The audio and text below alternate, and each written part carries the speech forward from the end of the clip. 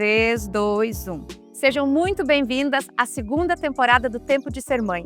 É uma alegria enorme começar essa nova fase e nada melhor do que voltar ao início de tudo, ao momento em que demos os primeiros passos nessa linda jornada. Por isso, nesse primeiro episódio, eu recebo quem descobriu tudo isso e quem nos orientou a iniciar o tratamento. Do meu lado esquerdo, doutora Muriel Matos, e à minha direita, doutora Carol Scher, ginecologista e obstetras da Cline Mulher. Então hoje nós vamos ter uma conversa com essas duas profissionais maravilhosas e vamos começar com algumas perguntas que são as que eu mais também acabava recebendo no meu Instagram quando eu fui postando os episódios da primeira temporada. E eu acho que é assim para dar o start de tudo. Decidi engravidar. Em que momento eu devo procurar uma ginecologista? Bom, então assim, prazer, eu sou a doutora Muriel, né? Como a Day falou, a gente trabalha lá em Estrela, na Cline Mulher, eu e a doutora Carol. E a gente sempre indica para as nossas pacientes, Day, que assim, quando elas comecem a pensar em ter essa ideia de engravidar, já marcar uma consulta de rotina, uma consulta pré-concepcional.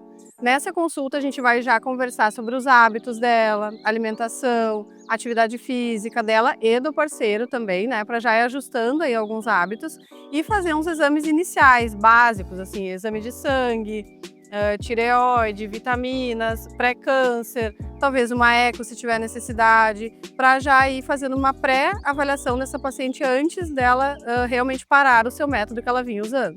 Algumas pacientes também, elas já têm alguma doença de base que a gente tem que ver se está controlada, ajustar as medicações, ver a questão da vacinação. Então, geralmente a gente já faz essa orientação prévia, quando ela ainda está com o método contraceptivo, para que quando ela decida engravidar, a gente já possa iniciar o ácido fólico e ela já está preparada para isso. Tá certo. E também tem aquela questão da idade, que a gente fala que a mulher tem o seu relógio biológico e também tem aquele momento de que até tanto tempo, com certa idade, é ok. Mas como que funciona isso também?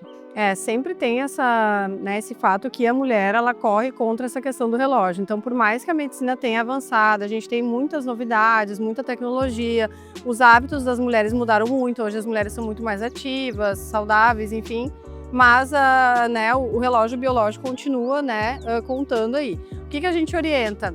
Até os 35, a gente pode aguardar que um casal leve até um ano para engravidar, Seria assim dentro do normal, tá? Então, em um ano, 85% dos casais que estão tentando vão conseguir engravidar, tá? Então, seria normal até um ano. Após os 35 anos, a gente só aguarda 6 meses. Se esse casal não engravidou até 6 meses, a gente já tem que partir para outros exames, para uma investigação já mais aprofundada, tanto da paciente nossa como do parceiro também, que a gente geralmente encaminha para urologista. Então, assim como a medicina evoluiu muito, o que a gente sempre diz? A gente nasce com os nossos óvulos, então os nossos óvulos envelhecem conosco.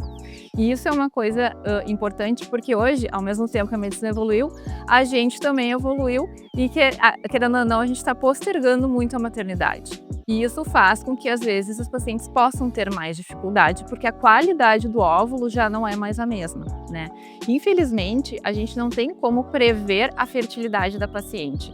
Existem exames que até podem nos guiar, o fator antimileriano, o FSH, que eles sugerem como está a nossa reserva ovariana e como está a função ovariana, mas isso não é definitivo para a gente dizer que essa paciente vai conseguir engravidar. Infelizmente, a gente não tem como testar a fertilidade, porque a fertilidade, ela depende de 2 seres, Então, a gente sempre diz para as pacientes, a partir do momento que não é mais tragédia engravidar, já tenta pensar sobre isso, já tenta parar o teu método, ver como é que fica o teu ciclo, já tentar. E a gente só vai saber se um casal consegue engravidar ou não depois de tentar. Então, não existe exame que vai mostrar se aquele casal é compatível e tudo mais. Eles têm que tentar, têm que ter relações frequentes, sem nenhum método, e aí sim entra essa questão da idade. Até os 35 anos a gente vai esperar por 1 ano e depois dos 35 anos até meio ano, porque a maioria vai conseguir engravidar nesse período. E existe algum protocolo a seguir? Qual é o primeiro exame que se faz? Existem protocolos conforme a Sociedade Brasileira de Reprodução, FEBRAS, o Ministério da Saúde, que a gente segue então no momento que se inicia uma investigação de infertilidade do casal, com exames que a gente vai realizando de acordo com o período que a paciente se encontra e conforme o resultado desses exames. Mas entram aí a esterossalpingografia, que é um exame que avalia a permeabilidade das trompas. Foi o que eu fiz. Que foi o que tu realizou, exatamente, que deu alterado. Exames hormonais, dosagens hormonais, FSH, estradiol, antimileriano, pode ser também solicitado. E entra também nesse momento a investigação do parceiro, né? O espermograma daí para o homem. Por serem exames às vezes mais invasivos, o homem não gosta de fazer, tem um pouco de preconceito. Esse raio-x das trompas ele é bem dolorido para a paciente, então a gente não sai pedindo isso para todas as pacientes. Justamente depois que tem os critérios de investigação de fertilidade que a gente vai partir para essa primeira investigação. E muitas vezes a gente não acha nenhum fator que condicione, que nos mostre que seja uma causa de fertilidade, né? Para completar essa investigação, a gente teria a videolaparoscopia, né, que na verdade é um procedimento cirúrgico, mas que é o melhor para investigar a presença ou não de endometriose, e ele vai avaliar também o aspecto das trompas e dos ovários. Mas em alguns momentos a gente acaba nem indicando esse se já é uma opção da paciente ir para uma fertilização in vitro, né? Mas para completar a investigação da infertilidade, a gente também tem essa opção de fazer a videolaparoscopia.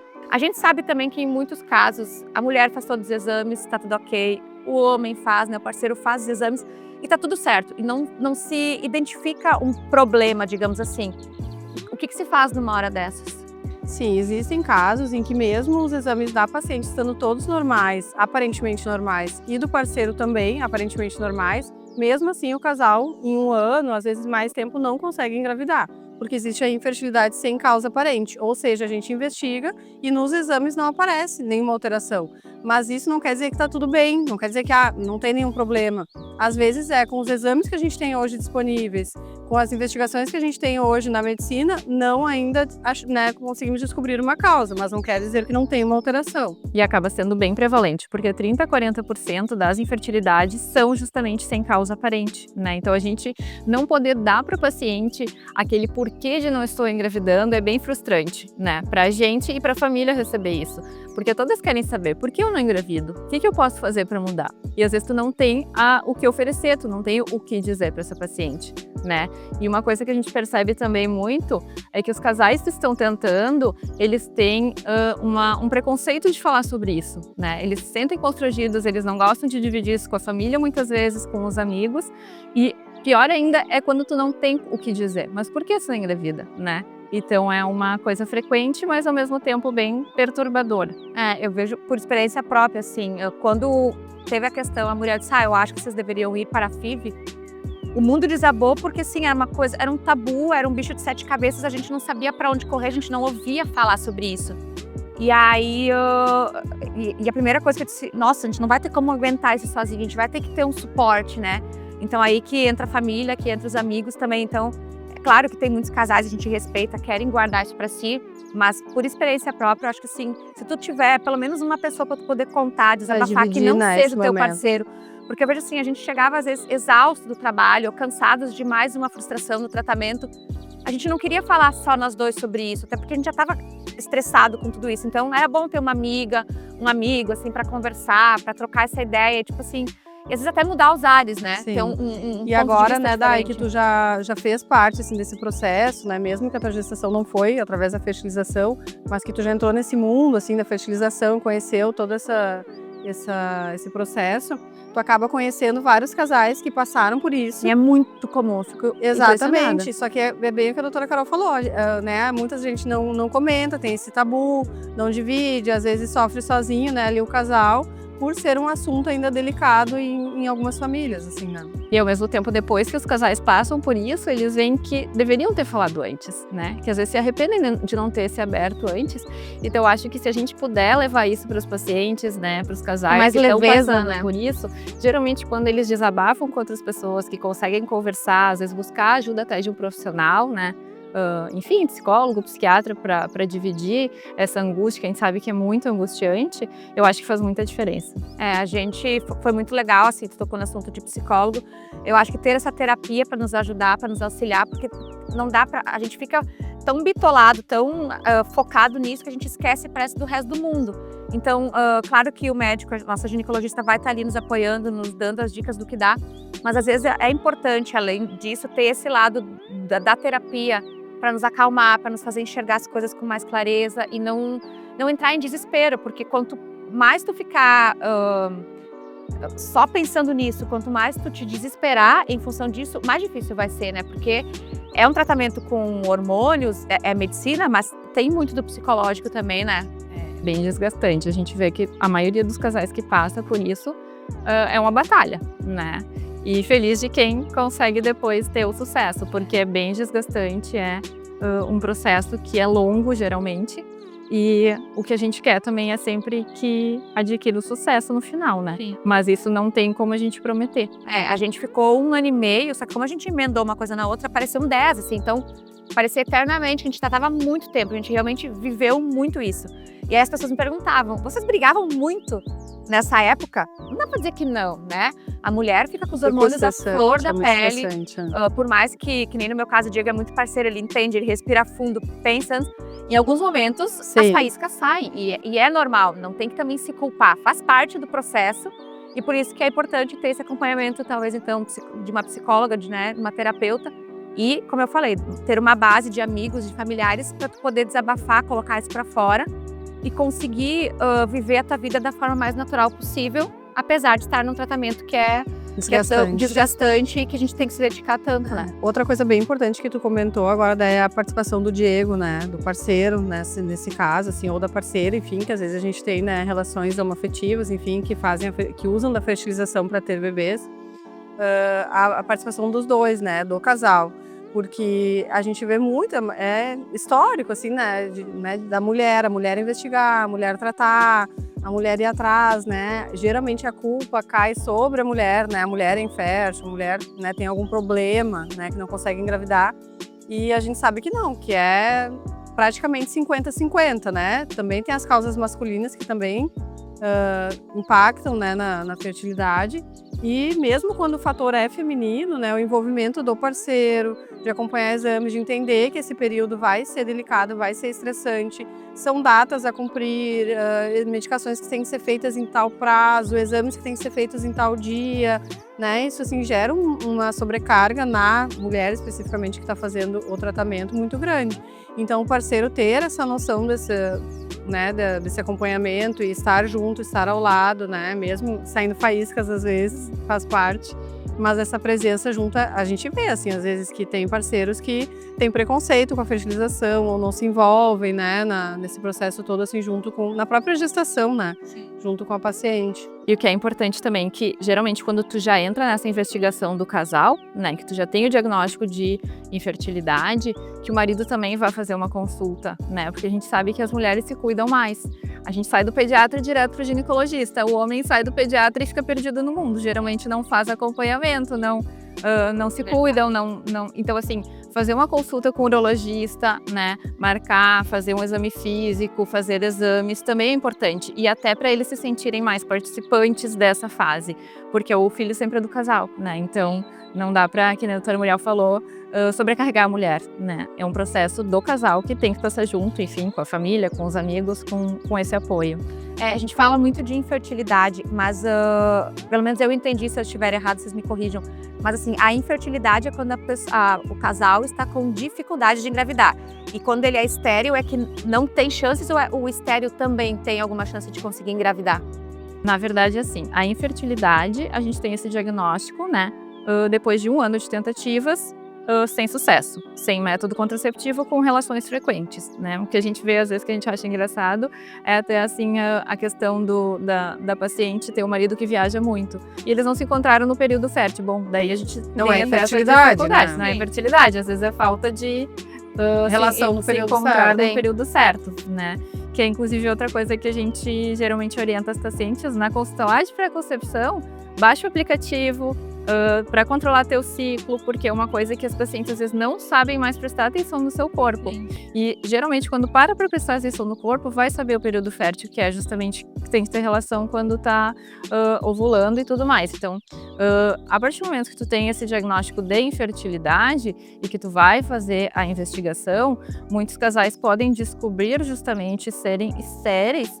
Esterilidade geralmente é um homem que não tem, né, a produção de espermatozoides, não tem, o gameta masculino, e a mulher vai ser aquela mulher que não tem mais os óvulos, né? Poderia ser por uma falência ovariana precoce, tem pacientes que são submetidas às vezes a cirurgias ou a quimioterapia que pode não ter mais os óvulos. Então, esterilidade é tu não ter mais o teu gameta para, digamos, formar um embrião, né? Mas infertilidade é outra coisa, que daí envolve outros fatores.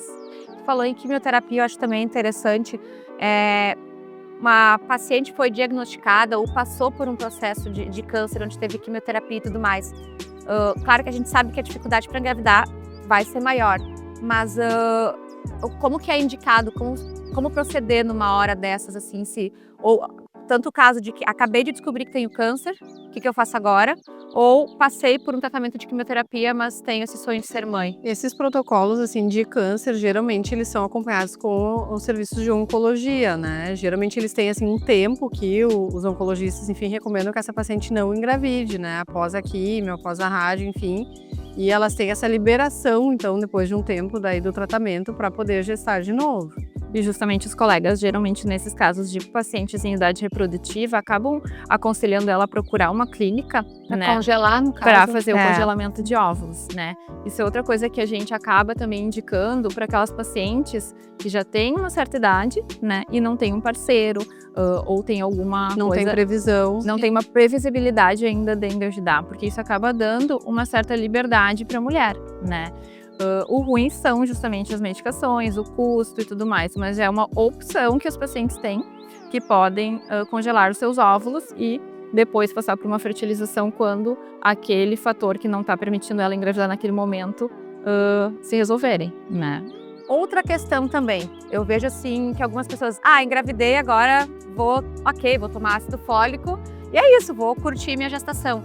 Mas eu acho que o cuidado se mantém, né? Tem que ter esse cuidado todo, não é só o ácido fólico. Não, o cuidado na gestação é muito amplo, né? Por isso que é necessário um pré-natal bem completo. Ele inicia já, então, desde antes, na verdade, da concepção, né? Com o metilfolato e outras necessidades, às vezes, de suplementação. Enfim, a gente gosta de orientar também o paciente a acompanhar com o Nutri, né? Quem tem condições, quem tem essa possibilidade de acompanhar com o Nutri, é sempre o ideal, né, durante a gestação. Mas cada fase da gestação tem o seu acompanhamento específico, por isso que o pré-natal é importante. As consultas são mensais, no finalzinho da gestação são mais frequentes ainda. Os exames são periódicos, de sangue, ecografias, né, necessários para ir acompanhando essa gestação durante o seu evoluir. E a gente sabe que a fertilização, ela aumenta o risco na gestação para algumas intercorrências, tá? Inclusive pré-eclâmpsia, algumas outras restrição de crescimento do nenê. A fertilização, ela corre aí com algum aumento do risco de algumas intercorrências. Então, mais importante ainda, quando é uma gestação que provém de fertilização, tem um acompanhamento bem rigoroso. No meu caso, por exemplo, a gente fez então o antimuleriano, fiz o exame das trompas, a gente teve um diagnóstico, um motivo, né, do porquê procurar uma clínica de fertilização. Quais os outros casos ou motivos que vocês percebem que acabam sendo mais frequentes ou que vocês indicam para ir para uma clínica? Geralmente existem fatores, né? Por exemplo, endometriose, o fator masculino, obstrução tubária, são condições clássicas de indicação de procurar uma clínica de fertilização. O que a gente costuma dizer também para os pacientes é, caso tu tenha condições, né, de procurar uma clínica, de fazer esse tipo de tratamento, quanto antes for melhor, porque a qualidade do teu óvulo vai ser melhor. Então vai ser melhor fazer uma fertilização com 35 anos do que com 40 anos, né? O que os pacientes têm que entender é que elas não vão engravidar muitas vezes na hora que elas querem, né? Que é o que acontece. Geralmente, hoje em dia se posterga uma maternidade e aí chega, agora eu quero engravidar, acha que no outro mês vai estar grávida. Não é bem assim, né? Então a gente tem que dar tempo ao tempo, ao mesmo tempo que depois, quando a gente já tem esse diagnóstico de dificuldade, de não conseguir, às vezes a gente acaba fazendo essa questão paralela. A gente faz tudo que tiver ao nosso alcance no consultório para poder ajudar e tudo mais, mas ao mesmo tempo já sugere que ela procure uma clínica, né? Até para se informar, para saber como funcionam os protocolos, os valores, para que ela tenha esta opção também, né? Então, muitas pacientes, inclusive, procuram as clínicas, né? Parece que mudam o foco e engravidam espontâneo, né? Então, não custa, digamos assim, fazer essa investigação paralela, né? Existem critérios, né? Doenças, enfim, que já sugerem uma fertilização, mas outros às vezes é por desejo do casal mesmo, de não querer esperar mais tempo e tudo mais. E o que a gente brinca, né, na mulher, tempo é óvulo, então a gente não pode ficar perdendo tempo, né? Tem coisas que a gente consegue ainda tratar no consultório, mas muitas não. A gente precisa já indicar uma clínica. Os principais casos, assim, que nem a Carol comentou, que se tem condições, já ir procurando pra mim, são as pacientes, assim, 37, 38, sabe? Porque, assim, ó, talvez engravidar espontâneo, talvez, a gente conhece pacientes de 40, 41, 42 que engravidou espontâneo. Mas quanto tempo isso vai levar? Isso a gente não tem como garantir, entendeu? Pode ser 6 meses, pode ser 1 ano, pode ser 2, e aí tu vai engravidar com 40. Então, assim, pode acontecer espontâneo?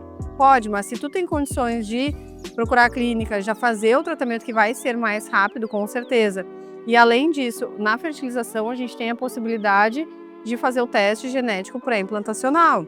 Então, uma paciente de 39, 40, 41, daqui a pouco já pode fazer aí algum teste, alguma investigação antes de implantar o embriãozinho para ver se tem alguma síndrome genética, que daí já consegue descartar nessa possibilidade, né? Sim. E o que eu vejo, assim, muito no nosso grupo de amigas, a gente comenta, a gente é ensinada a como não engravidar, né?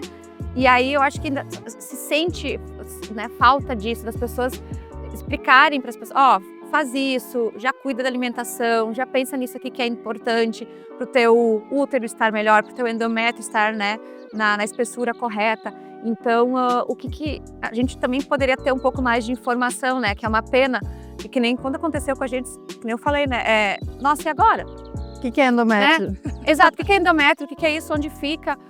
Como que funciona? E aí eu tava naquelas assim, pra onde eu vou correr? Porque sempre fui saudável, me diziam que, as minhas amigas, engravidei, né? Pra mim era uma coisa muito fácil. Então, quando eu tava ali, eu disse, nossa, não é tão simples assim, né? Sim, Dai, agora tu tocou num assunto assim que é fundamental, que é bem importante, que a primeira coisa são os hábitos, né? Hábitos saudáveis.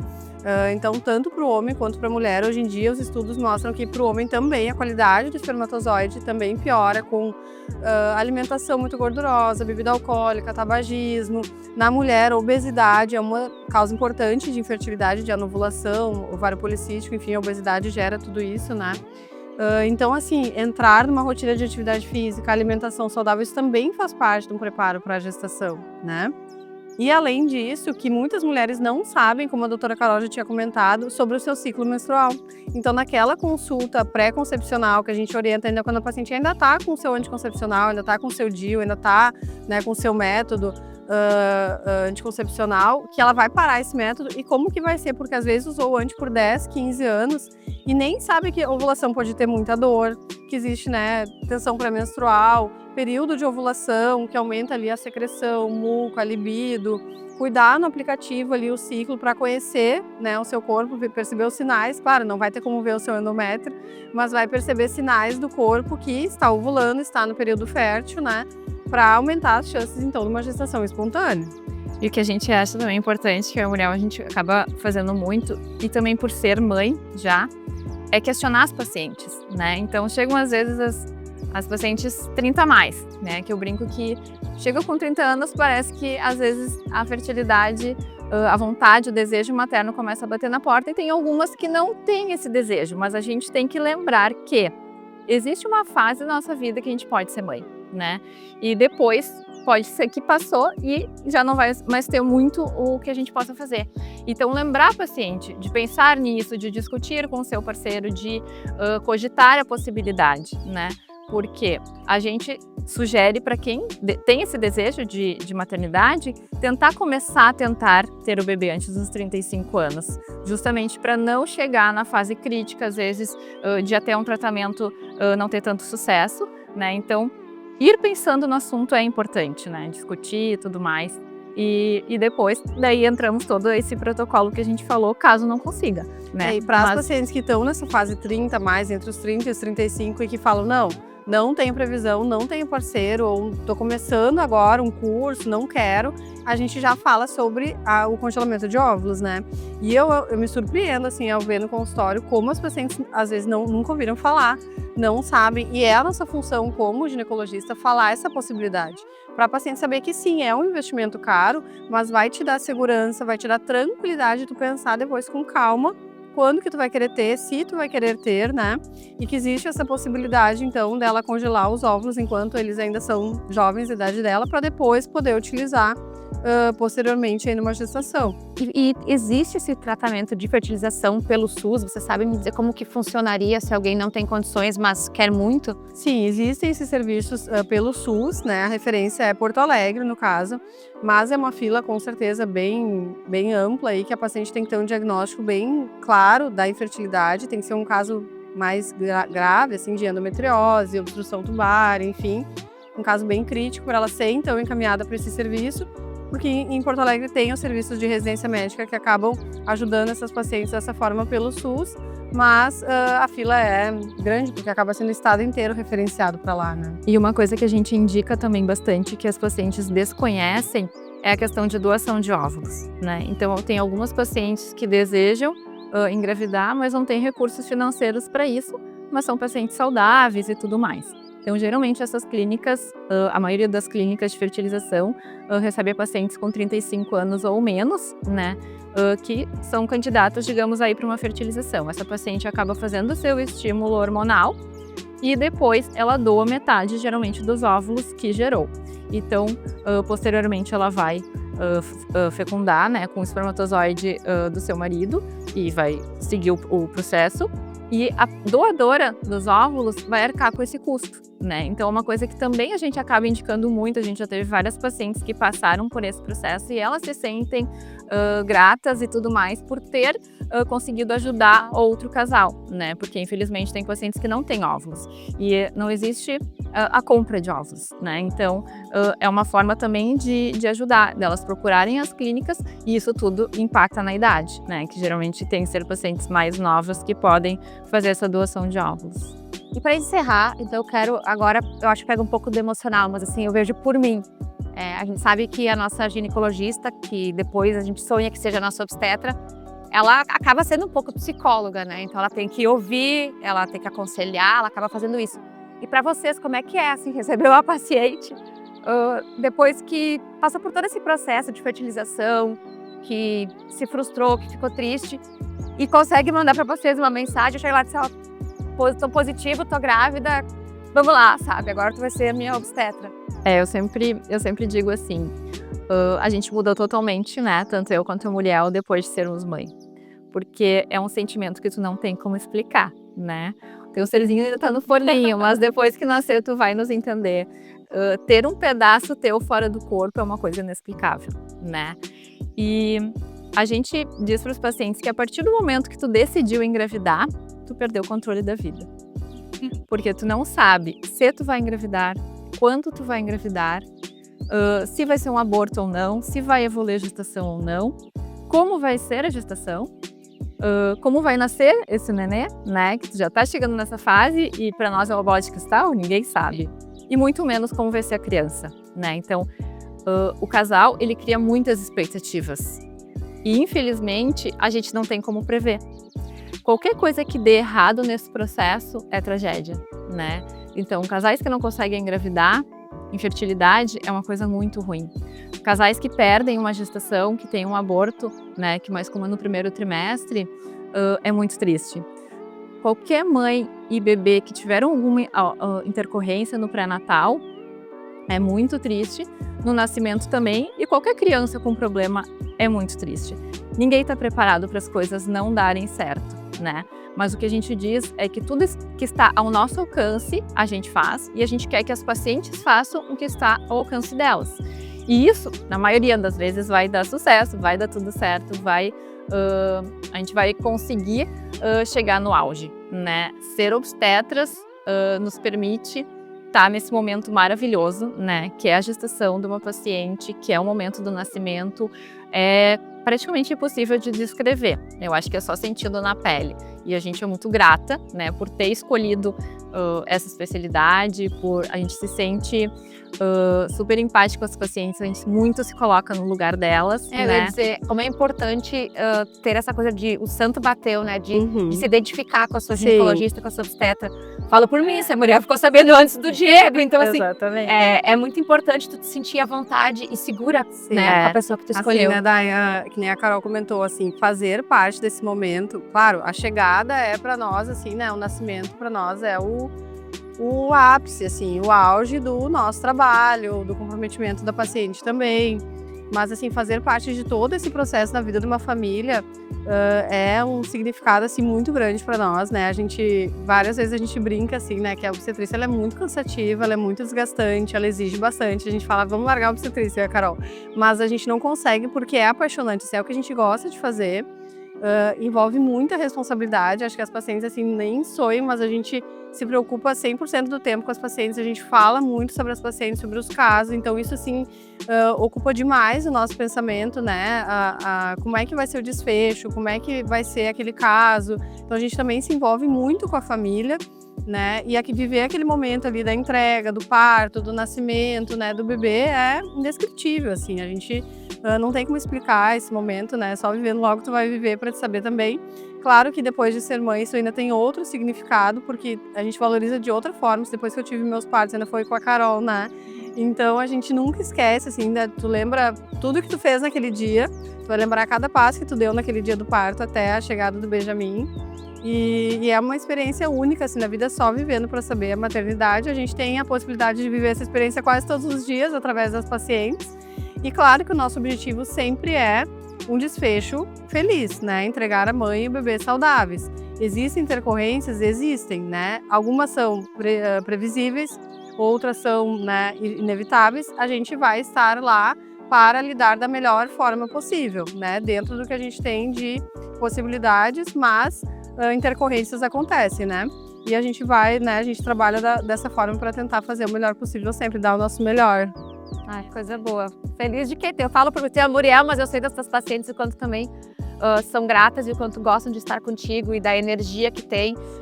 Eu gosto muito disso, a gente se identificou logo, tanto que eu nem fui procurar mais outras pessoas, outras profissionais, porque eu vi que o meu porto seguro estava ali, né? Então, acho que isso que é importante para as mães e no meu caso, eu dou como dica, levem o parceiro, a parceira junto, porque os dois têm que estar seguros com a profissional que foi escolhida, porque são meses que tu vai estar ali de acompanhamento, meses onde tu vai estar feliz, tu vai estar ansiosa, tu vai estar angustiada, tu vai estar com medo.